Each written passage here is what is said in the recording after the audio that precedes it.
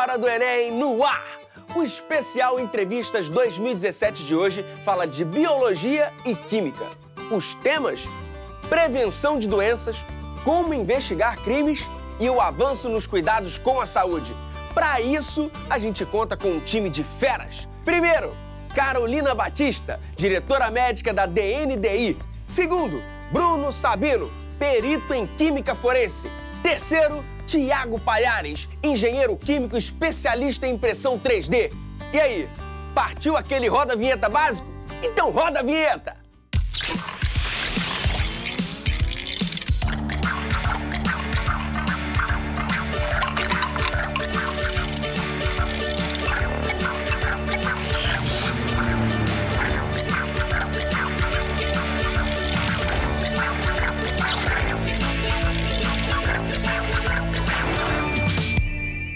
Estamos de volta para falar de um assunto mega importante para o Enem e para a vida. Epidemias, endemias, vírus, vetores. Esses conteúdos que você tanto estuda para a prova de biologia são parte do dia a dia da nossa convidada. Ela é diretora médica da iniciativa Medicamentos para Doenças Negligenciadas, a DNDi, aqui na América Latina. Então seja bem-vinda, Carolina Batista. Seja bem-vinda. Tudo bem? Tudo bem. Carolina, conta pra gente o que é a DNDi. Bom, a DNDi é uma organização sem fins lucrativos, criada em 2003 por organizações como Médicos Sem Fronteiras, o Instituto Fiocruz, o Instituto Pasteur, a OMS, a Organização Mundial de Saúde e outras organizações pelo mundo, e que tem como objetivo principal desenvolver medicamentos para as doenças negligenciadas, doenças que acometem pessoas que vivem em áreas remotas, em áreas de difícil acesso e pessoas que, na sua maioria, vivem em situação de pobreza pelo mundo. A Organização Mundial de Saúde define essas doenças como 17 doenças e a DNDi até hoje, desde a sua criação em 2003, desenvolveu 7 medicamentos para essas doenças, incluindo malária, doença de Chagas, leishmaniose e doença do sono, uma doença que acomete pessoas na África. Acho que o interessante a dizer sobre a DNDi é que todos esses medicamentos que a gente desenvolveu até hoje e toda a pesquisa que a gente vem fazendo sempre tem como objetivo criar medicamentos que sejam para que chegue nos pacientes. A gente não quer criar um medicamento que fique na prateleira de um centro de saúde ou que fique na prateleira de uma grande empresa farmacêutica. A gente desenvolve esses medicamentos sem patente, então a gente cria um medicamento de uso público para que qualquer que seja o laboratório, seja ele privado ou público de qualquer país, ele possa desenvolver esse medicamento. Então a gente dá toda a receitinha de bolo lá da patente, como é que faz, como é que é a fórmula, para que esse medicamento esteja acessível aos pacientes. E também, claro, que sempre levando em conta que a gente faz com que esse medicamento seja ou a nenhum custo ou a custo muito baixo para os governos, para que ele chegue da forma mais fácil e com menos custo para os pacientes, porque esses pacientes eles não têm condições de comprar esses medicamentos. E por que elas são consideradas doenças negligenciadas? Apesar dessas doenças acometerem mais de 1 bilhão de pessoas no mundo, mais de 1/7 da população do mundo tem uma ou mais dessas doenças. Infelizmente, elas não atraem o interesse de grandes empresas farmacêuticas, de grandes pesquisadores, para desenvolverem medicamentos, vacinas, diagnóstico para elas. Simplesmente pelo fato de que ela acomete pessoas que vivem em áreas de pobreza, pessoas que vivem em áreas remotas, que são, por exemplo, afetadas por conflitos na África, na Ásia, na América Latina também. Então, são doenças que são causadas pela pobreza, mas elas também perpetuam a pobreza, porque elas diminuem a capacidade de produção das pessoas, a capacidade de aprender, a capacidade de ser um indivíduo que colabora para o crescimento da sua sociedade. E como é o trabalho de vocês aqui no Brasil? A sede é no Rio de Janeiro e responde para todos os projetos da América Latina, desde o México até a Argentina. A gente trabalha desde laboratórios em universidades como a Unicamp, a USP, a Fundação Oswaldo Cruz, hospitais pelo Brasil, no Piauí, no Rio de Janeiro, no Pará. E a gente trabalha com alguns cientistas buscando centenas de milhares de moléculas dentro de um laboratório e tentando ver quais dessas moléculas vão ser eficazes em matar os parasitas, em ter uma eficácia eficácia para tratar esses medicamentos. Uma vez que a gente veja que uma dessas moléculas, se a gente tem muita sorte, ela deu certo in vitro, como a gente chama, no laboratório, a gente passa, então, para os testes em voluntários saudáveis, em pessoas saudáveis, para ver se aquele medicamento não faz mal. E o nosso grande objetivo, e a gente já conduziu estudos aqui no Brasil, é checar se esses medicamentos eles respondem bem nas pessoas que têm a doença, se ela vai ficar curada daquela doença. Você também trabalhou no Médicos Sem Fronteiras. Conta pra gente um pouquinho. Bom, foi uma experiência maravilhosa na minha vida. Até hoje, eu sou uma grande fã da organização. Na verdade, eu me tornei médica porque eu sonhei em trabalhar com os Médicos Sem Fronteiras, quando eu li a respeito. E hoje, trabalhando na DNDi, é muito com o mesmo tipo de população, né? Trabalhar no Médicos Sem Fronteiras foi uma grande experiência como médica, mas também, sem dúvida, como ser humano.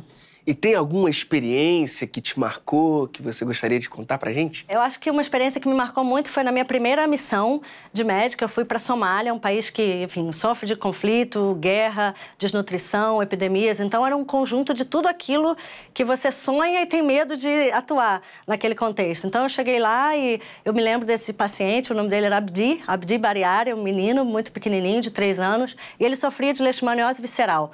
E a gente estava no hospital e a mãe dele veio carregando esse menino no colo, 3 dias caminhando no deserto, era uma região próximo da fronteira da Etiópia, e ele muito doente, a gente realmente achou que ele não ia sobreviver. O Hospital de Médicos Sem Fronteiras era um único hospital em centenas de quilômetros, então era essa opção que as pessoas tinham de vida ou morte mesmo, e a gente tinha um hospital muito bem equipado, e a gente começou a tratar o Abdi. Ele melhorou, depois de mais de um mês de tratamento, ele voltou para casa, ele estava desnutrido, a gente tratou ele não só para a doença, mas também para a desnutrição. E a mãe dele sempre me falava que ela estava muito agradecida, muito agradecida. E aí um dia, bom, trabalhando lá, final do ano, a gente totalmente imerso na loucura do trabalho, no desafio e na tristeza, na dor, mas na alegria. Era dia de Natal, 25 de dezembro, e a mãe dele chega no hospital com um cabritinho, um bodinho para me dar. E ela me deu como forma de agradecer ao filho dela ter melhorado. Agora, doenças, epidemia, vetores, são assuntos clássicos do Enem. Por que é tão importante a gente falar nesses assuntos? Bom, primeiro que eu acho que o Enem ele sempre vai focar em assuntos que são importantes para a atualidade. Sem dúvida nenhuma, a gente vai cada vez mais estar exposto a isso. Eu acho fundamental que a gente, não só para passar no Enem, eu espero que todo mundo que esteja vendo isso estude, passe no Enem, né? Mas que isso é importante para a nossa vida, para que a gente possa entender como também a gente pode contribuir para que isso não aconteça, mas que a gente também possa informar as pessoas ao nosso redor. Agora, para quem tem dificuldade em biologia, qual é a dica? Biologia é um pouquinho complicado mesmo, mas se a gente pensar, para mim ajudou assim, eu sou médica hoje, mas a biologia nunca foi o meu forte, eu era boa em química, eu era boa em matemática, eu era boa em física e gostava de história. Quando eu decidi que eu ia fazer medicina e por acaso eu fazia engenharia química por 2 anos e aí eu decidi mudar e ser médica, porque eu vi um artigo sobre Médicos Sem Fronteiras e quis seguir esse sonho, eu tive que estudar biologia e para mim foi, o que me ajudou muito foi começar a ver isso, começar a ver que tudo ao meu redor tinha a ver com biologia. E para quem quer saber mais sobre a DNDi e quiser participar ou até mesmo ajudar? Bom, hoje a DNDi tem um site na internet, vocês podem ir, DNDiAL, de americalatina.org, e lá a gente tem histórias dos pacientes, um pouco conta a história dos 7 medicamentos que a gente já desenvolveu, como foi todo o processo, como é que a gente trabalha, quais são os nossos parceiros, a gente tem um monte de parceiros pelo mundo inteiro, e também a gente está nas mídias sociais, a gente está no Facebook, é só botar lá a DNDi, no Twitter, e você vai descobrir mais como é que a gente trabalha. Carolina, muito obrigado mesmo pelo bate-papo e todas essas informações. Parabéns, viu? Obrigada. E agora vamos falar de uma atividade inusitada da química. Mas tem gente que não foge, não. Não é isso, Bruno Sabino? Seja bem-vindo. Obrigado. Tudo bem? Tudo bom? Tudo bem. Tranquilo. Bruno, conta pra gente o que faz um químico forense. Então, o químico forense é aquele profissional da área de química ou farmácia, né? Que ele aplica os conhecimentos que ele adquiriu na graduação em análise de materiais suspeitos que estão envolvidos em alguma investigação criminal. E aí ele pega essa análise e transforma num laudo pericial que vai ser usado por esses investigadores. Então é que nem aquelas séries norte-americanas de investigação?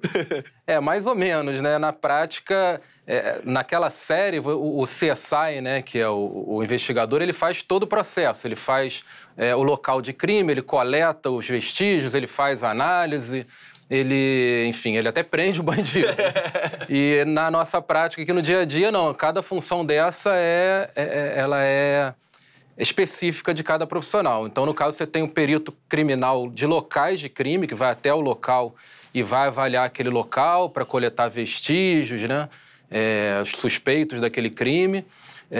Esses vestígios são encaminhados para a perícia interna, vamos dizer assim, que aí, no caso, se for algum material para análise química, aí vai para a química forense. E aí o químico forense vai fazer uma análise, vai encaminhar um laudo pericial para os investigadores, para o delegado, que vão dar continuidade a essa investigação. Em que áreas esse profissional pode trabalhar? O químico forense, basicamente, é uma função do governo, né? Então, a gente tem... você faz um concurso público e vai atuar para trabalhar para o governo, né? Normalmente ligado às polícias dos estados, né? As polícias civis. Mas também há a perícia criminal independente, né? Autônoma, né? Que não está ligado diretamente à polícia. Aquele que não trabalha diretamente para o governo, através de um concurso público, ele pode trabalhar, por exemplo, na área de pesquisa. Quais são os maiores desafios dessa profissão? O grande desafio da química forense, né, e da perícia criminal propriamente dita, é você transformar o seu conhecimento técnico em um laudo pericial que vai ser lido por uma pessoa que é leiga na sua área. Então, quem vai ler aquilo ali vai ser um juiz de direito, um promotor público, um delegado. E aí você vai ter que escrever de uma forma, né, que aquele conteúdo da sua análise seja importante para eles. Agora, conta pra gente, você usa lá no seu trabalho os conhecimentos de química que a gente adquire lá na escola? Usa bastante, usa bastante. A gente tem aquele conhecimento mais básico da química, né, de identificação de certos grupos funcionais, de moléculas, são muito usados para a gente identificar substâncias presentes no material que foi apreendido, né? Por exemplo, a gente tem o caso do uso do luminol. O luminol é uma substância que é muito usada em cenas de crime para identificar sangue que foi lavado daquele local. Então, aparentemente não tem sangue ali. Mas quando você coloca luminol com água oxigenada, na presença do ferro, da hemoglobina que está naquele local, que está ali escondido, né? O luminol ele é oxidado e essa oxidação é capaz de ser visível em ultravioleta. Então, você coloca uma lâmpada ultravioleta e descobre ali, né, onde é que está aquele sangue. Isso é uma reação da química bem básica, né? Bem de lá do segundo grau mesmo. E você também usa conhecimentos de outras áreas? Usa bastante conhecimento da área de direito, né? O perito criminal ele tem que ter uma boa noção da legislação, principalmente do Código de Processo Penal, para entender um pouquinho do que ele está trabalhando. No meu caso, por exemplo, da química, ele tem que entender a portaria que lida com as drogas proscritas, que é a portaria 344. Ou no caso da análise de medicamentos, entender um pouquinho da legislação da vigilância sanitária. Então, ele tem que ter um pouco desse conhecimento também da área jurídica, né? E com que materiais você trabalha no seu dia a dia? Então, são materiais que são frutos de apreensão de investigações criminais. Então, você tem ali, principalmente, drogas de abuso, né? Drogas que são apreendidas e o perito tem que informar se aquela droga é droga mesmo ou não, para que o indivíduo possa ser preso ou não, né? E medicamentos adulterados, falsificados, combustíveis adulterados, alimentos com venenos que foram usados para homicídio ou até para suicídio. Tudo que sejam materiais químicos, né, que estejam de alguma forma envolvidos numa investigação criminal. E a química forense tem mudado muito nos últimos tempos? Mudou bastante. Muda bastante porque, com o desenvolvimento tecnológico, né, novos equipamentos surgiram, então algumas substâncias que não eram capazes de ser analisadas antes passaram a ser analisadas e a concentração também, né? Os equipamentos atuais, você consegue chegar numa concentração muito baixa. Então, vocês estão descobrindo coisas que não se descobria antes, né? Bruno, tem algum caso interessante que você pode nos contar? Olha, tem um caso que foi logo assim, pouco tempo depois de eu entrar na perícia, de um medicamento que é usado como contraste radiológico, né? A pessoa toma aquele medicamento, ele vai passar pelo trato gastrointestinal, vai ser eliminado nas fezes. O objetivo é usar como contraste para fazer algum exame radiológico, né? E ele é composto por sulfato de bário. Teve um químico de uma indústria, né, que fazia esse medicamento que resolveu produzir o sulfato de bário em casa, a partir do carbonato de bário. Só que ele gerou ali resíduos de carbonato de bário naquele material. E o que acontece? O sulfato de bário ele passa e vai embora porque ele não é solúvel em água. Mas o carbonato não, ele entra e quando ele está em contato com o HCl do estômago, forma-se o cloreto de bário, que é solúvel em água. E aí o bário ele é absorvido para o organismo e ele é altamente tóxico. Então teve mortes relacionadas, né? A gente, inclusive, foi ao local, eu como perito fui ao local de produção desse medicamento, aí coletamos materiais e ali foi identificado em torno de 15% de carbonato de bário naquele material, o que já era suficiente para levar à morte, né? Mudando de assunto, como foi sua formação? Conta pra gente. No meu caso, eu sou farmacêutico, né? Formei em farmácia e para ingressar na perícia criminal foi um concurso público que eu disputei vagas com outros farmacêuticos.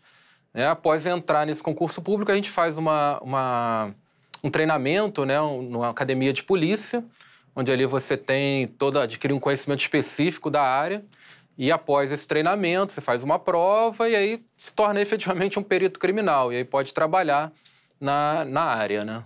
Fiquei sabendo que você também trabalhou no Inmetro. Conta pra gente como é que foi. É verdade. Eu tive lá 3 anos no Inmetro e num projeto bem interessante que era um projeto de metrologia forense. Eu era o responsável pela parte de química forense. Nosso objetivo lá no Inmetro era produzir padrões, né? No meu caso, padrões de drogas que pudessem ser usados pelos laboratórios de perícia nas suas análises químicas. Existiam outros grupos lá, existia o pessoal que trabalhava com balística, com DNA, e que também estavam em busca de produzir padrões para ser usado em laboratórios. E a gente também fazia uma análise bem interessante lá em drogas, que era o que a gente chamava de perfil químico das drogas. Então, a gente analisava cocaína, crack, êxtase, toda a composição daquele material que é apreendido na rua. Então, não só dizia que tinha cocaína, mas tudo que tinha ali. E aí, isso aí pôde ser usado, por exemplo, para programas de saúde pública ou até para investigar a origem dessa droga, né, pela composição da onde que ela está vindo.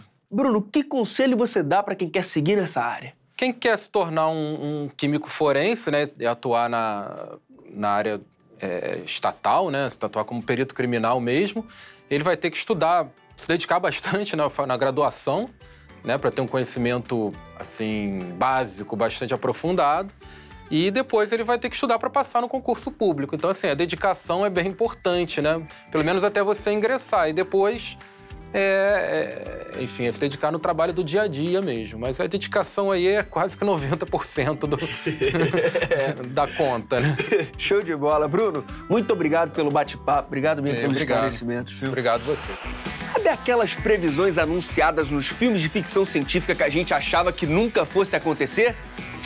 Então, você acreditava que era possível imprimir comida, cérebros ou até mesmo um corpo humano inteiro em 3D? O nosso convidado faz isso ser realidade. Então vem pra cá, Thiago Palhares. Seja bem-vindo. E aí, tudo bem? Tudo bem? Tô bem. Então, Thiago, você é especialista em impressão 3D aplicada a enxertos ósseos. Traduz pra gente. Eu escolhi fazer impressão 3D aplicada a uma coisa que se utilize, que se resolva um problema. E então eu escolhi para enxertos ósseos. O que são esses enxertos? São matrizes porosas, chamadas arcabouços, que ele tem alta área superficial e um volume pequeno. Então, os materiais que eu fiz foi o poliácido lático, que está aqui nesse nosso quadrinho. Ele é um polímero, e ele é um polímero derivado de fontes naturais, como batata, leite, milho, beterraba. E o nosso corpo, ele absorve ele tem essa capacidade de ser biocompatível, biodegradável. O que significa isso? O biocompatível é que o corpo aceita e não tem nenhum tipo de reação alérgica, como um corpo estranho. Biodegradável, o corpo absorve ele, transformando em água e CO2, dióxido de carbono.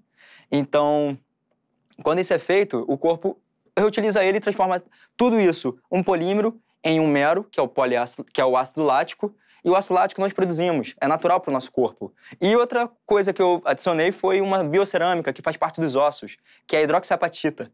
A hidroxiapatita, ela faz parte de mais de 70% do nosso osso, e o que eu utilizei foi sintético. Através de reações estequiométricas, nós podemos formar essa hidroxiapatita. Juntando os dois, forma-se um novo material, que é um compósito. O compósito é a mistura de uma matriz, que é o polímero, com uma carga, que é a hidroxiapatita, que é a biocerâmica. E fazendo isso, eu produzi meu material, um insumo para impressão 3D e imprimi todos esses arcabouços. Vem cá, quando você decidiu fazer engenharia química? Na verdade, a engenharia química não foi um sonho meu, foi através de um teste vocacional que eu tive quando eu era mais novo, na época do pré-vestibular. Eu sempre tive facilidade com matemática, física e química. E o pensamento analítico que eu sempre tive me fez caminhar por isso. Mas vem cá, química tem a ver com moda? Porque eu ouvi uma história aí, conta pra gente. Eu trabalho com química, mas com impressão 3D aplicado a muitas coisas. Saúde, moda, aulas, material didático. E a moda entra no Museu da Manhã. Nós estamos tendo um curso de tecnologia na moda. Nós estamos fazendo o processamento desses polímeros, desses plásticos, para criar sapatos, bolsas, roupas, ombreiras. Então, se aplica na questão do vestuário. Para você ter só um caso de informação, a indústria da moda fatura mais do que a da saúde no mundo. Pensando em metamateriais, que tem tudo a ver com química, metamateriais são materiais que eles mudam de acordo com estímulos externos, seja mudando o pH, seja mudando a temperatura, concentração de alguns outros agentes químicos. E pensando em moda e química, a gente pode assimilar os dois. Uma roupa que ela responde quando você está num ambiente super tóxico, ou uma roupa que troca de cor quando você está exposto à radiação. Então, você pode relacionar moda com química também. Você trouxe alguns exemplos e eu vou trazer vou fazer o download da nossa mesa mágica. Só um instantinho. Tá aí, download concluído. E aí, o que aqui tem a ver com moda? Por exemplo, esse tecido. Isso aqui pode virar uma roupa. Algo feito em casa, pensando no futuro. Pessoas fazendo sua própria roupa em casa. Não preciso mais levar mala. Eu imprimo minha roupa onde eu for. Que tem um pé? Como assim um pé? Todo mundo aqui conhece alguém que já fez tomografia, né? A gente recebe aquele CDzinho no final e com esse CDzinho, com o arquivo que é gerado, a gente pode imprimir o pé ou qualquer outra coisa. Por exemplo, esse pé provavelmente é de uma criança, então tecido mole é transparente, tecido duro é branco. Então esse tipo de impressora, ela consegue fazer esse tipo de coisa. Tô vendo aqui, tem muitos materiais diferentes. Por exemplo, esse aqui. Isso aqui é polímero também? Sim, isso aqui é silicone. Silicone é um tipo de polímero inorgânico. Temos a parte orgânica, mas esse aqui é um diferenciado, um material diferenciado que é feito de silício e oxigênio. Muito Isso legal. aqui é um rim com um tumorzinho que foi obtido por tomografia. Caramba, muito legal. A impressora é muito cara, voltando a falar impressão 3D? Depende da técnica. Existem técnicas que você pode comprar por R$3.000, como uma impressora de bancada, ou até de €1 milhão, que é uma impressora de titânio, uma impressora de metal. Tiago, de que modo todos esses avanços tecnológicos contribuem para a medicina? Por exemplo, nesse joelhinho, o médico, antes de abrir a pessoa, ele pode escolher qual parafuso certo para prender essa fratura. Não precisa, na hora da cirurgia, abrir a pessoa e escolher no momento. Também, como eu falei, eu faço enxertos ósseos. Você pode imprimir exatamente o pedaço que falta da pessoa, o pedaço que vai ser removido. Também, na saúde, você pode pensar em coisas novas, como tem uma pesquisadora que ela está imprimindo órgãos funcionais e híbridos. O que isso quer dizer? Como assim? Lógico. Como isso funciona? O que quer dizer? Ela misturou células de uma enguia elétrica com células do coração e ela está imprimindo com um material que é um hidrogel. Ele é biocompatível também para o nosso corpo. E com essas células de enguia e as células de coração, ela imprimiu um novo coração. Se o paciente ele sofreu um ataque cardíaco, ele mesmo vai levar um choque, ele vai ser o seu próprio marca-passo, o seu próprio desfibrilador. Eu acredito que no futuro vão ter novas profissões, como designer de órgãos. Cada pessoa vai escolher qual órgão que ela quer com que função. Existem dilemas éticos em relação à impressão 3D, como em toda tecnologia? Com certeza. Por exemplo, se você tem um órgão de uma pessoa, outra coisa, você pode comercializar para fazer material didático para cirurgias. Como que fica isso? Se eu tenho acesso a tudo isso e distribuir para ir uma parte de uma pessoa, isso é uma coisa estranha de se pensar. Também, por exemplo, eu vou trocar da área da saúde para qualquer outra coisa, como patentes e direitos autorais. Se eu tenho um modelo, eu sei modelar em 3D, eu sei fazer um objeto, eu faço, por exemplo, um boneco famoso de uma marca famosa. Mas foi eu que fiz, eu imprimi. Eu posso vender, eu tenho direito sobre aquilo ou não? Alguma dica para quem vai fazer o Enem? Então, eu sou engenheiro químico, fiz todo aquele teste vocacional, identifiquei que o engenheiro químico não sabe tanto assim de química, não é para quem tem afinidade em química. O engenheiro químico ele aprende mais sobre física, matemática e processos, que é o que eu estou aplicando aqui na impressão 3D. Se você tem afinidade com química, eu recomendo fazer uma farmácia, por exemplo, ou química industrial, ou química, bacharel em química. Mas engenharia química é outra pegada, tem outra forma de visualizar. Pô, muito maneiro. Muito obrigado pela sua presença, Thiago. Valeu, obrigadão. Viu? Tá vendo, gente? Existe um mundo inteiro de novidades e saberes. O Enem é uma ótima forma de começar a conhecer. Lá no nosso site tem muita coisa bacana para te auxiliar. horadoenem.mec.gov.br e até a próxima.